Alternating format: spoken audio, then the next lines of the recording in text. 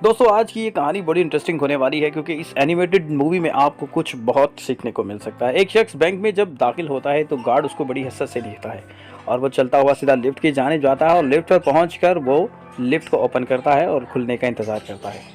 जैसे ही लिफ्ट खुलती है वो लिफ्ट में दाखिल हो जाता है। अब वो लिफ्ट में दाखिल होने के बाद फोर्थ फ्लोर का बटन जैसे दबाता है तो थोड़ी देर में एक खूबसूरत लड़की अंदर दाखिल हो जाती है, जिसे देखकर वो थोड़ा घबरा जाता है।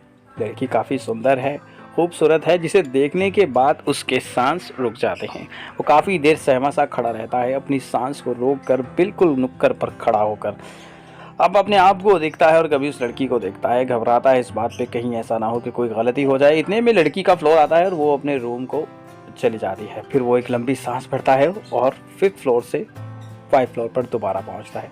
अब चलते चलते उसको भूख सी महसूस होती है। वो कॉफ़ी वाले टेबल्स पर पहुंचता है और कॉफ़ी के लिए ऑर्डर करता है। साथ ही खड़े लोग इसको बड़े हैरत से देखते हैं। वो अपने कॉफ़ी वाले कप को उठाता है और थका हुआ सा चलता हुआ अपने रूम की जाने जाता है। तो पीछे खड़े हुए लोग इसका मजाक उड़ाने लगते हैं। अरे भैया कैसे चलता है इस तरह से। जैसे ही वो ऑफिस में पहुंचता है तो एक जोरदार टक्कर के साथ उसे गुस्सा आया और उसने जैसे ही मुड़कर देखा तो पीछे उसके बॉस थे। ओफ अल्लाह, 12 घंटे का काम करके बिल्कुल थकन सी महसूस हो रही थी। अचानक उसे उस लड़की का ख्याल आया जो लिफ्ट में उसके साथ मौजूद थी। काफ़ी सुंदर लड़की थी ना वो, कितनी खूबसूरत लग रही थी। अभी इन्हीं ख्यालों में गुम था कि एक जोरदार टिकट इसके चेहरे पर लगा और बॉस ने ऑर्डर किया कि फ़ौरन से एक्सपो सेंटर में जाओ और जल्दी से वहाँ की एग्जीबिशन को देख कर आओ। एग्जीबिशन कितने बजे शुरू होने वाली है? 12 बजे शुरू होने वाली है। अभी 1 मिनट बाकी है। एग्जीबिशन कितना बेकार काम है ना, मुझे बिल्कुल भी पसंद नहीं। आखिर मुझे इसके लिए क्या करना होगा? टन 12 बजे की घंटी बज गई और मुझे वापस जाना पड़ा। फ़ौरन से मैं एक्सपो की सेंटर चल पड़ा और जैसे ही मैं एक्सपो के पास पहुंचा तो यहाँ पर काफ़ी लंबी लाइन लगी थी, काफ़ी भीड़ थी।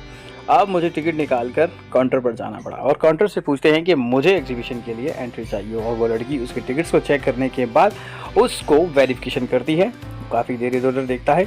फ़ौरन से वो लड़की उसको टिकट देती है और आगे जाने का इरादा करती है। जैसे वो एक्सपो सेंटर में एंटर होता है तो देखता है कि कितनी अजीबो गरीब चीज़ें यहाँ पर चल रही हैं। वाओ, ये उड़ने वाला परिंदा बनाया इन लोगों ने। रिबोट खुद बातें कर रहे हैं। वो बड़ी हैरत से हर तरफ देखता है, लेफ्ट राइट दाएं जानिब जब देखता है तो एक अजीबो गरीब हथियार खला में नजर आ रहा है, जिसे देखकर वो उसके बारे में जानना चाहता है कि ये चीज़ क्या करती है, आखिर ये किसी भी काम को फौरन से कर सकती है। वाह, ये तो मेरे मतलब की है, मेरे ऑफिस का काम कर सकती है। वो ये कहते हुए फौरन से एग्जीबिशन के हॉल में दाखिल होता है। जैसे ही हॉल में एग्जीबिशन में दाखिल हुआ तो एग्जीबिशन चल रही थी। वहाँ एक लड़की एक काफ़ी बड़े रिवॉर्ड के बारे में बता रही थी, जिसे देखकर वो फौरन से शॉक्ड हो गया। और फ़ौरन से जब उन्होंने इसे ऑपरेट करने के बारे में ऑर्डर किया तो उसके लिए कुछ देर के लिए इंतज़ार करना पड़ा और रिबोट की एक्टिवेशन स्टार्ट कर दी गई। लड़की ने जैसे ही बटन को प्रेस किया तो रिबोट की जानिब में सबकी नज़रें जमी हुई थी। अभी कुछ होने वाला है, मगर रिबोट था कि हिलने वाला ही नहीं था। हमें लगा शायद ये सब कुछ बेकार सा है, मगर ऐसा कुछ शायद था कि नहीं। देखा तो मेरे सामने खड़ा हुआ शख्स भी एक रिबोट ही था। ओह सॉरी, मुझे लगा शायद कोई इंसान है। काफ़ी घबराहट महसूस होने के बाद वो थोड़ा सा पीछे हटा। अब तो समझ में नहीं आ रहा था कौन सा इंसान है और कौन सा रिबोट। अरे भाई, मैं चलता चलता अचानक से स्टेज पर आ गया। स्टेज पर आने के बाद मैं रिबोट के पास खड़ा था। अब मेरे साथ खड़ी साइंटिफिक औरत और वो डॉक्टर्स पीछे बहुत ताज्जुब से मुझे देख रहे थे। मैंने अपने दोनों हाथ पीछे बांधे और मशीनरीज को गौर से देखना शुरू कर दिया।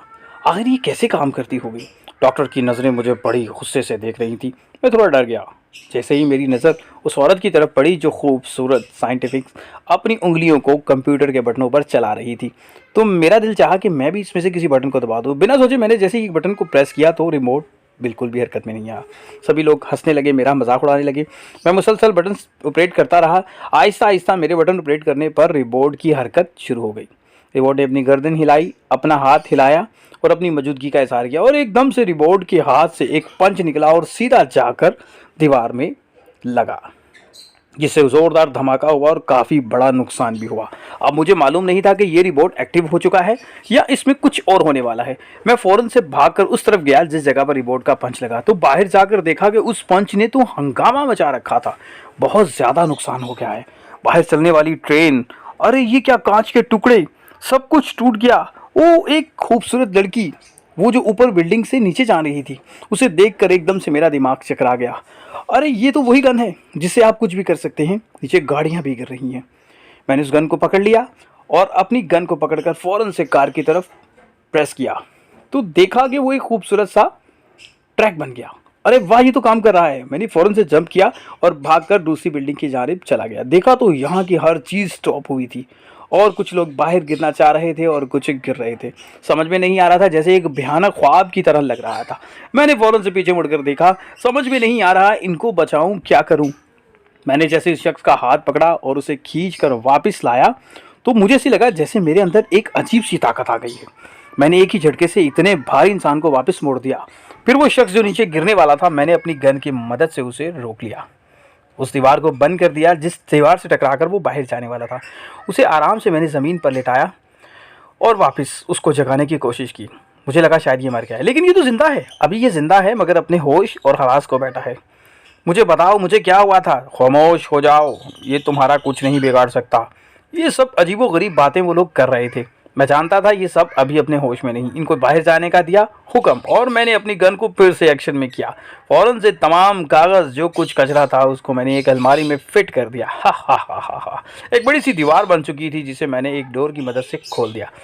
बाहर का नज़ारा तो इससे भी भयानक। अरे भैया, मैं नीचे गिरने वाला था। नीचे तो काफ़ी ज़्यादा टुकड़े हैं। मैंने अपनी गन की मदद से दोबारा से एक रास्ता बनाना शुरू किया, जंप की और सीढ़ियाँ चढ़कर भागता हुआ ऊपर वाले फ्लोर पर चला गया। अरे ये तो वो सामने वही लड़की है ना, इतनी खूबसूरत लड़की। अगर ये गिर गई तो नुकसान हो जाएगा, मुझे इसको बचाना है। वो कह के भागने लगा। वो नहीं जानता था कि रास्ते में आने वाली चीज़ों से टकरा सकती हैं। बहुत से लोग अभी जो गिरने के लिए तैयार बैठे थे, इन्हें देखकर उसके होश चौंक गए। ये तो वही लोग हैं ना, चलो इनको भी बचा लेता हूँ। फ़ौरन से ये कहते हुए उसने जब ज़ोर लगाया तो उसके हाथ के लगे हुए कड़े की पावर भी कम होने लगी, लेकिन वो उसे वापस लाने में कामयाब हो गया। अरे मुझे किसने बचाया? ये क्या हो रहा है? कोई बताएगा क्या? तुम अपनी ज़ुबान बंद रखो। अरे मेरी गन गिर गई, मुझे इसको उठाना है। अरे ये तो एक्टिवेशन हो गई, इससे क्या होने वाला है? इससे पीछे भागो। ओह, इसने क्या कर दिया? तुमने मेरी गन को नीचे फेंक दिया। तुम पागल हो, ये क्या हो रहा है? मुझे माफ़ कर दो, तुम पागल हो सब। तुम सब लोग यहाँ रुक जाओ, मैं अभी तुम्हारे लिए एक हेल्प करता हूँ। वो ये कहते हुए फ़ौरन से उस सीढ़ियों की जानिब जाने का इशारा करता है। ध्यान से जाना, मैं अभी तुम लोगों के लिए कुछ लेकर आता हूँ। अरे ये लड़की तो वहीं रह गई। अब मैं देखता हूँ कि ये मेरे साथ काम करती है या नहीं। ऐसा ना हो ये गिर जाए। इस डर के साथ वो धीरे धीरे अपने कदम को आगे बढ़ाने लगा और यूँ लग रहा था मानो कि जैसे एक रस्सी के ऊपर चलकर मैं एक बहुत बड़े दरिया को पार कर रहा हूँ। रुको, घबराना नहीं, मैं तुम्हें बचाने के लिए आ रहा हूँ, तुम्हें कुछ भी नहीं होगा। ये कहते ही उसने एक ज़ोरदार जंप की और जंप करते ही लड़की के हाथ को पकड़ लिया। जैसे उसने इस लड़की के हाथ को पकड़ा, उसके हाथ में मौजूद रिबन एक्टिव हो गया और सब कुछ दोबारा से रिपीट हो गया। फिर मानो मुझे एहसास हुआ मैं तो अभी उसी वक्त मौजूद हूँ और मैं गया भी नहीं और ना ही मैं स्टेज पर था। मैंने फ़ौरन से उस रिबन को उतारा और भागता हुआ वापस जाने लगा। ये रिबन बहुत ज़्यादा नुकसान कर सकता है। उस रिबन को देखकर डॉक्टर्स ने उसे फ़ौरन से उठाया और मैं वापस भागता हुआ अपनी बिल्डिंग की तरफ आया। मुझे कुछ भी जल्दी के काम नहीं चाहिए। 5th फ्लोर, मेरा रूम कहाँ है? रुको रुको, आराम से गिर मत जाना। अरे बॉस, मैं आपसे कुछ कहना चाहता हूँ मैडम। वो जो रिपोर्ट आपने तैयार करवाया है वो बिल्कुल भी ठीक से काम नहीं करेगा। ये कहते हुए मेरे दिल में एक अजीब सा ख्याल आने लगा, लेकिन वो मुझे डांट देगी ऐसा कुछ नहीं है। घबराओ नहीं बेटा, हम आपका साथ देंगे। वो मेरे साथ कॉफ़ी पीने के लिए रेस्टोरेंट में चले गए। फिर मैंने उन्हें अपनी सारी बात बताई। वो सारी बातें जो मेरे दिलो दिमाग में थी वो बड़े ताज्जुब से मुझे देख रही थी।